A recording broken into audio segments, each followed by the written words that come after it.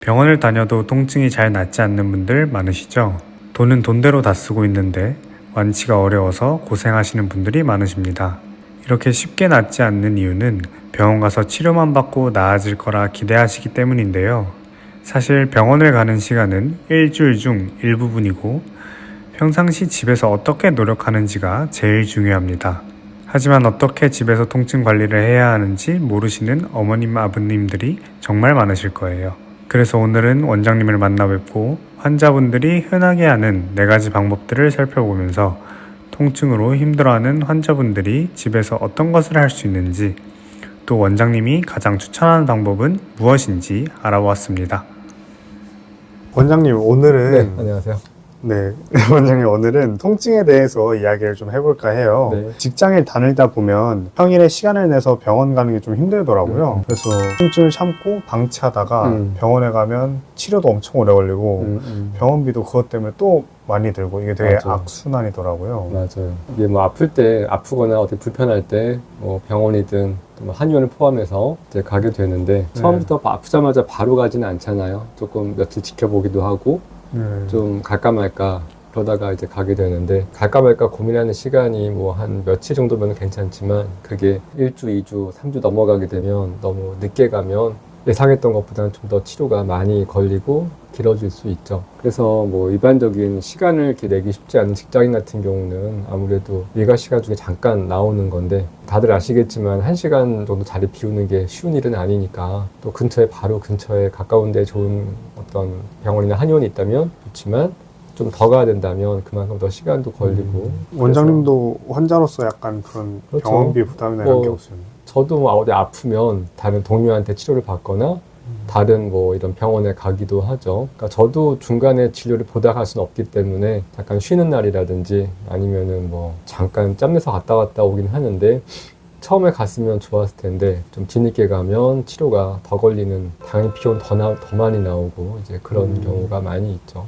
네, 그래서 병원에 가지 않고 이제는 뭔가 스스로 집에서 해보려는 분들이 좀 많은 것 같아요.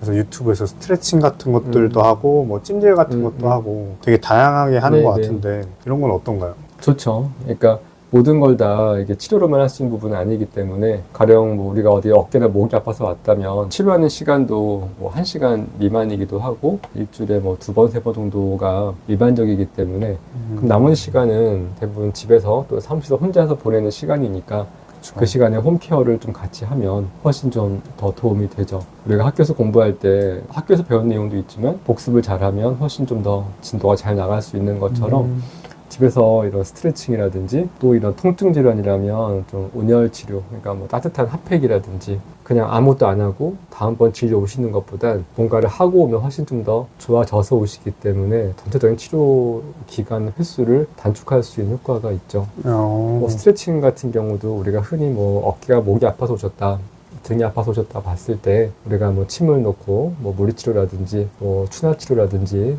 하는 것도 중요하지만, 그건 그대로 하고 집에서 이제 뭐 하다못해 뭐 기지개를 자주 편다거나 아니면은 이런 스트레칭 같은 거를 틈틈이 자주 하시면 훨씬 좀 더 도움이 됩니다.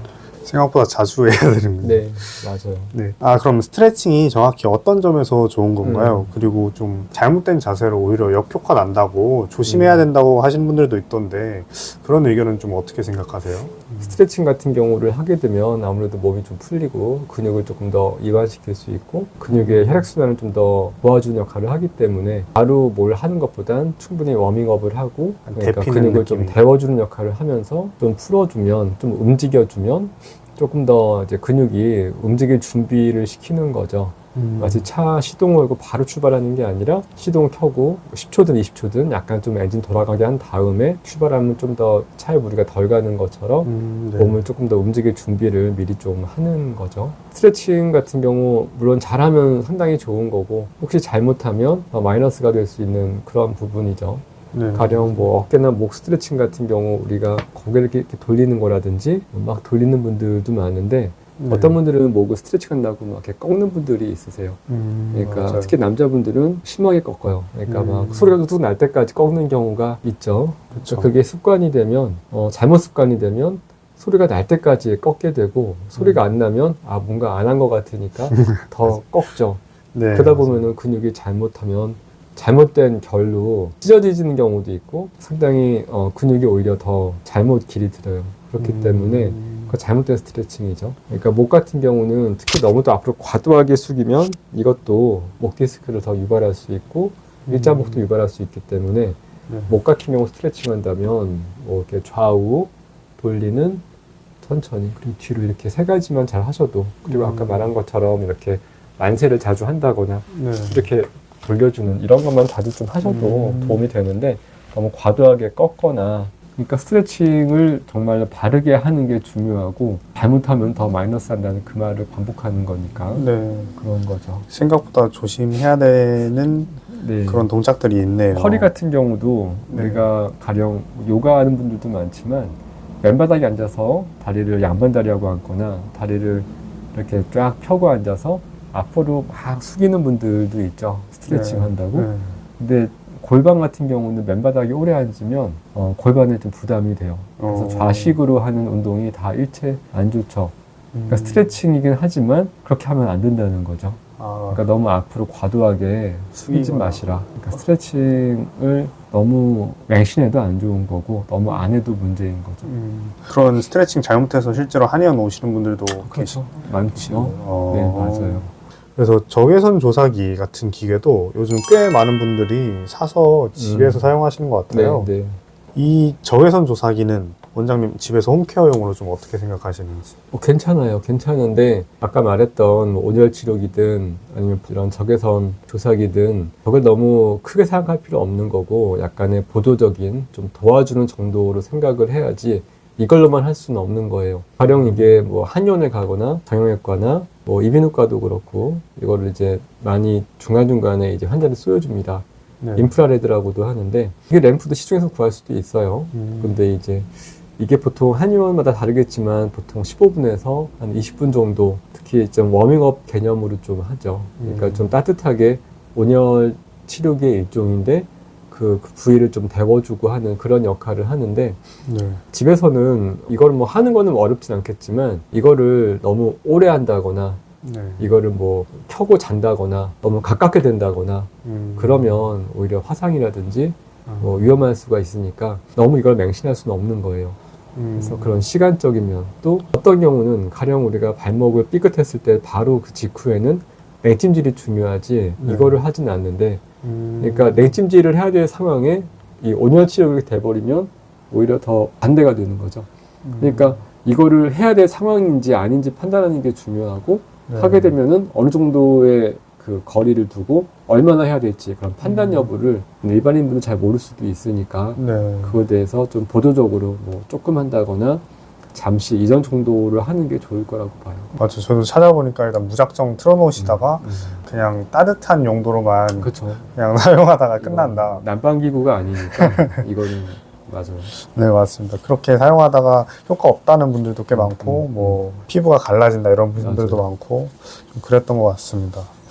그럼 원장님, 이런 홈케어 방식 중에서 원장님이 좀 그나마 환자분들한테 추천을 해주시는 그런 방법들이 좀 있는지 좀 여쭙고 싶거든요. 뭐 집에서 할 수 있는 것 중에 물론 제일 좋은 거는 누군가 가족이 좀 많이 주물러주면 제일 좋지만 현실적으로 그걸 계속 주물러줄 수는 없잖아요. 맞죠. 그거는 어려운 일이고 네. 보통 뭐 이런 저주파 치료기 그런 것도 많이 찾고 괜찮은 것들도 많이 있어요. 네.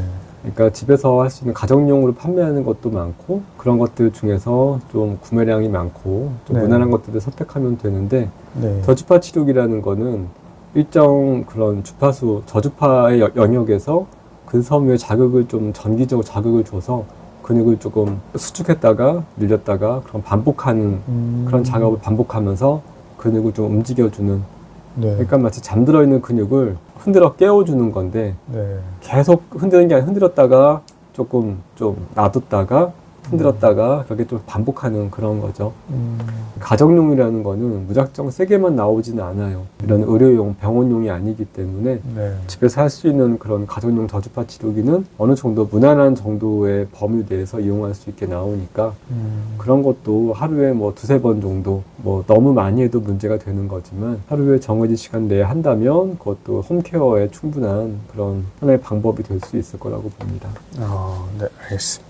그럼 저주파 마사지기도 사용하시는 분들이 꽤 진짜 많더라고요. 네네. 이게 진짜 근데 효과가 있는지가 좀 궁금해요. 그러니까 말 그대로 홈케어로서의 효과는 충분히 있죠. 그러니까 어떤 치료보다는 못하지만 홈케어에서의 정도의 효과는 충분히 있다고 봅니다. 근육이 너무 경직된 거를 조금 움직여주고 그 과정에서 혈액순환을 조금 더 촉진시켜주는 그런 작용을 통해서 근육의 활성을 좀 더 좋게 해주는 그런 역할을 합니다. 실제로 연구에 따르면 EMS를 활용한 재활운동은 여성분이나 노인의 하체 근력을 대략 한 25% 정도, 균형 능력을 20% 이상 향상시켰다는 그런 것도 있습니다. 또 다른 연구에서는 EMS와 하지 근력 운동을 병행한 그룹이 일반 운동 그룹에 비해서 하지 근력은 한 30% 정도, 근지구력은 한 25% 정도, 근활성도가 35%더 향상된 결과를 보여준 것도 있어요. 이러한 결과는 EMS가 재활과 운동 능력 향상에 효과적인 것을 보여주는 그런 결과라고 봅니다. 또 좋은 제품은 계속 사용해야지 효과가 좋잖아요. 네네.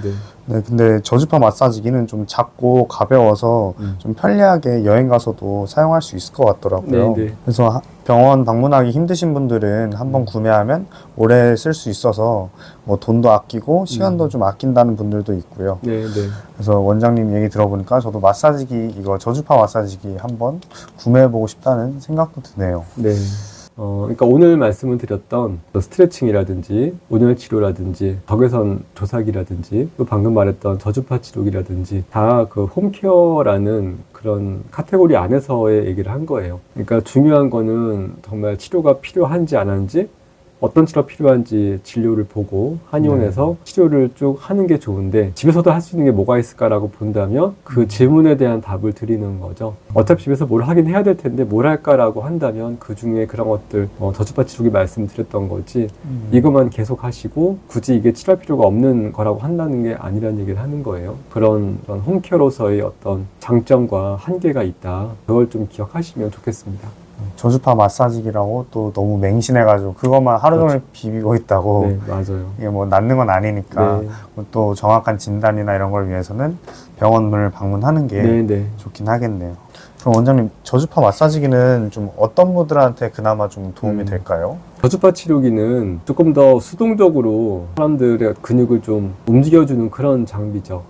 그러니까 가령 아주 젊고 활동성이 있는 그런 액티브한 분들은 굳이 이렇게 안 하셔도 돼요. 정말 잘 움직일 수 있고 스트레칭 많이 할 수 있고 그런 분들이 안 하셔도 되는데, 불가피하게 주로 침상에 오래 있는 그런 나이가 드신 분이라든지 네. 노인분들 층이라든지 아니면은 움직임이 좀 제한되는 분들은 특히 이게 도움이 되는 거죠. 활동성이 떨어지는 분들에게는 이게 상당한 도움이 될 수 있습니다. 저같이 좀 젊으면서 재활 운동을 할 수 있는 사람들보다는 네네. 좀 움직임이 너무, 거동이 너무 불편하시거나 네네. 이런 분들이 좀 더 그렇죠. 낫다라는 그런 분들은 뜻인 거죠. 하는 게 도움이 되는 거죠. 그래서 저주파 마사지기도 종류가 좀 많다 보니까 맞아요. 항상 뭘 사지? 막 알아보면 뭐 모르겠더라고요. 그래서 혹시 원장님이 따로 아시는 게 있는지. 네. 저도 그냥 소비자 입장에서 그냥 집에서 살 수 있는 게 뭐가 있는지를 봤는데 몇 가지를 보긴 했어요. 그래서 이 정도 기준이면은 내가 우리 집에서 쓸 수 있는 제품이겠다 찾아본 게 있습니다. 알겠습니다. 그럼 그 제품을 저희가 영상 네네. 링크에 달아두도록 네. 하겠습니다. 네, 오늘 영상도 감사합니다. 네. 네.